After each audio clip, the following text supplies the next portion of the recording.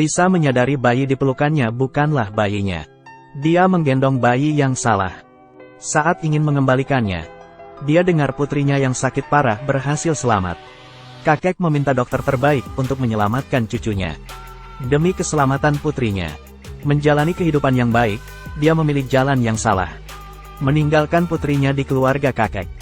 Tapi yang kakek tidak tahu, bayi di hadapannya bukan cucunya. 20 tahun kemudian, Annie, gadis yang diselamatkan ini tumbuh cantik. Kakek sangat menyayanginya. Tapi Annie berada di bawah rencana suaminya.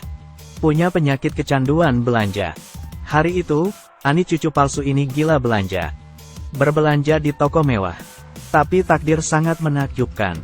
Dila, cucu asli yang dibesarkan oleh Lisa, kebetulan menjadi karyawan di toko brand ternama ini. Annie menunjuk Dila sebagai petugas yang melayaninya. Nasib mereka, cucu asli dan cucu palsu, mulai saat ini sudah terikat.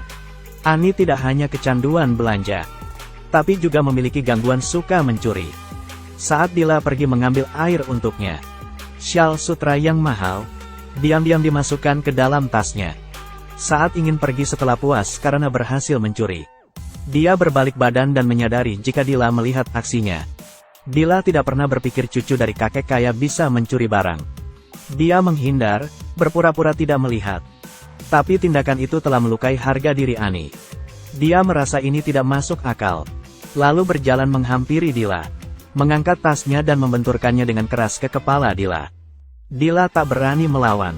Saat Annie ingin menyerang untuk kedua kalinya, untung manajer toko dan pengawal datang tepat waktu, menghentikan Annie. Nona, sekarang waktunya pulang. Dila menatap Annie yang mencuri sesuatu. Masih bisa pergi dengan angkuh. Dia tidak bisa marah. Jadi dia beritahu ke manajer toko atas kejadian tadi. Dia baru bicara setengah, langsung dipotong manajer toko. Ternyata saat Annie sedang mencuri, kebetulan dilihat oleh pengawal yang dikirim kakek. Demi menyelamatkan citra Annie, pengawal membeli semua barang yang ada di toko. Tentu saja manajer toko sangat senang. Manajer toko menyuruh petugas untuk segera membungkus dan mengirim semua barang itu. Pengawal meninggalkan alamat dan nomor telepon. Manajer minta Dila mengantarkannya. Annie pergi tanpa memperdulikan syal sutra mahal itu. Hanya penyakit. Dia melempar syal sutra keluar jendela. Kakek melihat cucunya yang sakit. Hanya bisa merasa sedih. Tidak tahu alasan cucunya mengidap penyakit aneh ini. Semuanya direncanakan oleh suami dan dokter pribadi Annie. Setiap hari mereka beri obat psikotropika untuk Annie minum. Tujuannya untuk jadi pewaris kakek. Esok harinya, Dila datang, mengirim barang yang dibeli pengawal. Telepon diangkat oleh seorang pengawal. Pengawal minta Dila menjual barang tersebut di penjualan amal nanti. Pengawal tidak ingin lebih banyak orang tahu tentang pencurian yang Annie lakukan. Dia ingin Dila menjual barang belanjaannya di penjualan amal. Yang berarti Annie juga akan pergi ke sana. Jangan sampai Annie tahu masalah ini. Tapi Tuhan yang menentukan takdir. Bagaimana bisa kabur? Annie yang awalnya akan datang ternyata diculik. Kebetulan Dila melihat aksi saat Annie sedang diancam. Apa Dila akan membantu? Annie diculik di tangga. Aksi ini kebetulan dilihat oleh Dila dari lantai atas. Tanpa berkata apapun, dia bergegas menolongnya. Dia tidak memikirkan apapun. Gadis yang dia tolong adalah cucu dari kakek kaya. Di masa depan, nasibnya akan berubah drastis. Tapi dia tidak bisa buka pintu tangga darurat. Bergegas membuka tas kulit yang dibawanya. Mencari barang yang bisa untuk pintu. Dia menemukan korek api. Melihat alarm asap di atas, muncul ide. Dia membuka baju, bakar dengan korek api. Dengan usahanya, berhasil memicu alarm asap. Dia juga melukai lengannya. Penculik mendengar suara alarm. Beri Annie sesuatu. Lalu kabur ketakutan. Annie yang panik langsung dibawa ke rumah sakit. Pengawal buka barang yang ditinggal penculik. Isinya adalah prasasti kerajaan. Dan ada nama ayahnya di batu nisan itu. Annie beritahu apa yang dikatakan penculik. Orang itu meninggal dengan kejam. Jika aku tidak bisa meyakinkan kakek. Dia bilang orang yang akan diculik selanjutnya adalah kakek. Pengawal menahan emosinya sambil berkata kepada Annie. Akan perketat penjagaan. Dila juga dibawa ke rumah sakit karena cedera di lengannya. Adiknya mengetahui jika biaya rawat inap sehari sebesar 1,9 juta won. Dila menolong cucu kakek, jadi bisa dirawat di rumah sakit ini. Adiknya lega. Dengan begini tidak perlu bayar tagihan rumah sakit. Lisa, pembantu di keluarga kakek, menerima telepon jika putrinya di rumah sakit. Dia bergegas pergi. Di jalan, dia angkat telepon lagi. Mengetahui Ani berada di rumah sakit yang sama dengan putrinya. Dia mulai gelisah, karena Ani putri kandungnya. Demi menolong putrinya, dia sengaja menukar putrinya dengan cucu keluarga kaya. Demi bersama putrinya, dia telah menjadi pembantu di keluarga kakek lebih dari 20 tahun. Dia tidak boleh membiarkan Dila bertemu dengan Ani, karena Ani ingin berterima kasih atas pertolongan Dila. Keduanya telah bertemu. Mereka berbincang. Ani merasa Dila bisa buat hatinya sendiri bahagia. Sedangkan Dila merasa Ani terlihat menyedihkan. Tapi Dila tidak tahu jika dia cucu asli kakek. Ani kembali ke kamar. Suaminya mengira penculikannya hanyalah pura-pura. Ani yang menerima hinaan suaminya ingin membuktikan. Mengajaknya mencari Dila sebagai bukti. Lisa yang berusaha mencoba mencegah keduanya bertemu. Tidak peduli perasaan putrinya. Diam-diam bawa Dila pulang. Saat Ani tiba di kamar Dila, semuanya kosong. Suaminya mengejeknya lagi. Wanita gila sepertinya tidak pantas punya teman. Ani langsung kesal. Menyalahkan Dila yang pergi tanpa pamit. Tidak bisa melampiaskan amarahnya. Dia datang untuk balas dendam. Dila dijadikan gantungan baju. Berdiri selama 30 menit. Rasa kesal belum reda. Dia menggunting semua pakaian mahal. Saat ingin pergi, Dila menghentikannya. Minta uang ganti rugi. Bawahannya membayar semua kerusakan. Dila mempersilahkan Ani pergi. Dila membuat Ani kesal. Lisa bertanya siapa yang membuatnya marah. Ani menjawab petugas yang bekerja di toko brand mewah. Pergi ke sana untuk melampiaskan amarahnya. Dengar nama putrinya. Dia terkejut. Dia sudah mencoba mencegah mereka bertemu. Tapi sekarang sudah sampai di situasi yang sulit dikendalikannya. Saat Dila kerja, karena masalah kemarin, Ani membatalkan semua janji. Manajer toko demi menangkap kembali pohon uangnya. Memerintahkan Dila untuk minta maaf kepada Ani. Dila bawa bunga datang ke rumah Ani. Saat menekan bel, Lisa yang melihat wajah putrinya terkejut, karena dia menutupi pekerjaannya.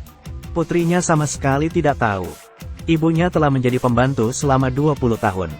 Saat ini, tidak ada jalan keluar.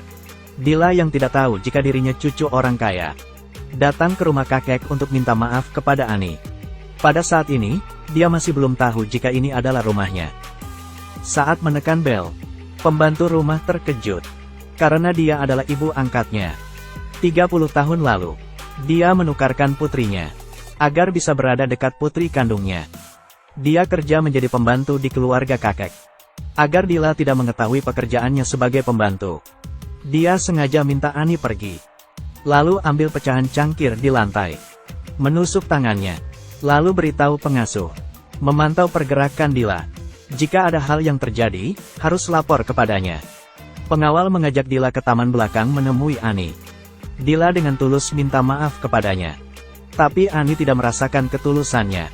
Wajahnya harus tersenyum. Dila yang dipaksa minta maaf tidak bisa tersenyum.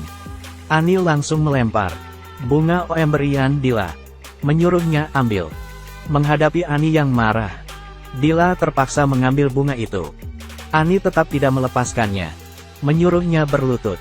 Dila tidak mengikuti perintahnya, ambil bunga dan berdiri. Ini sangat membuat Ani kesal. Dia mengangkat tas dan siap melempar. Baru saja diangkat, seketika dia punya ide.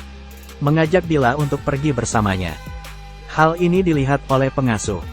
Lalu beritahu Lisa. Lisa telah berusaha keras agar kedua putrinya tidak bertemu. Situasi sekarang di luar kendalinya lagi. Ani mengajak Dila ke toko brand mewah. Dia berkata selama Dila bisa memilih satu style baju yang dia suka, dia akan memaafkannya. Dila punya bakat di fashion, jadi menyetujuinya. Saat dia melihat sebuah kalung indah, dia ingat setiap kali bertemu Ani, merasa sangat panas. Dia berpikir cara mencocokkan kalung ini dengan pakaian seperti apa. Setelah menyeleksi, dia masih belum menemukan pakaian yang tepat. Tiba-tiba teringat, tas yang dibawa oleh Annie, atau pakaian, semuanya berwarna ungu. Dia punya ide. Dengan cepat, menemukan pakaian berwarna ungu. Petugas di samping tampak terlihat jijik. Tapi setelah dengar penjelasan Dila, Annie merasa puas. Meminta petugas untuk membungkus pakaian itu. Lalu Annie menyuruh Dila untuk mencari pakaian yang cocok lagi. Sampai tangan Dila penuh, baru berhenti. Setelah pertemuan singkat, pandangan Annie terhadap Dila berubah karena telah membuatnya tertawa. Dia meminta Dila makan bersamanya. Jalan-jalan bersamanya. Yang awalnya tidak pernah tersenyum. Tapi setiap bersama Dila, selalu membuatnya senang. Pengawal memfoto mereka. Diberikan kepada kakek. Kakek yang lama tidak pernah melihat Annie tersenyum. Dia sangat senang. Tertarik dengan Dila yang bisa membuat Annie tersenyum. Lisa mengetahui jika hubungan keduanya semakin dekat. Demi merahasiakan pertukaran ini, mereka harus berpisah. Satu-satunya cara yang terpikirkan, mengirim Dila sekolah ke luar negeri. Lisa, demi menutupi kebohongan ini, membujuk Dila sekolah ke luar negeri. Suasana hati dan nafsu makannya Annie semakin membaik. Ini membuat suaminya tidak senang. Suaminya, demi ingin memonopoli perusahaan kakek, sampai menunduk untuk jadi suami Annie. Susah payah membuat Annie menderita gangguan jiwa. Dia tidak senang melihat istrinya membaik. Jadi menemui dokter pribadi istrinya. Mereka sengaja mengganti obat psikotropika menjadi obat gila. Annie yang mulai minum obat tanpa kendali, menghina pejalan kaki. Suaminya merekam tingkah laku Annie. Diposting ke internet. Masalah semakin memburuk. Suami Annie melaporkan masalah ini ke kakek. Kakek berpikir jika cucunya terus seperti ini, akan merusak citra perusahaan.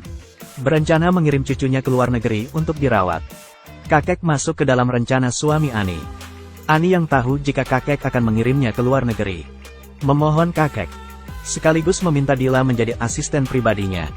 Emosinya akan terkendali. Dijamin tidak akan buat masalah. Demi cucunya, kakek memutuskan menemui Dila. Melihat Dila, apa bisa menjadi asisten cucunya?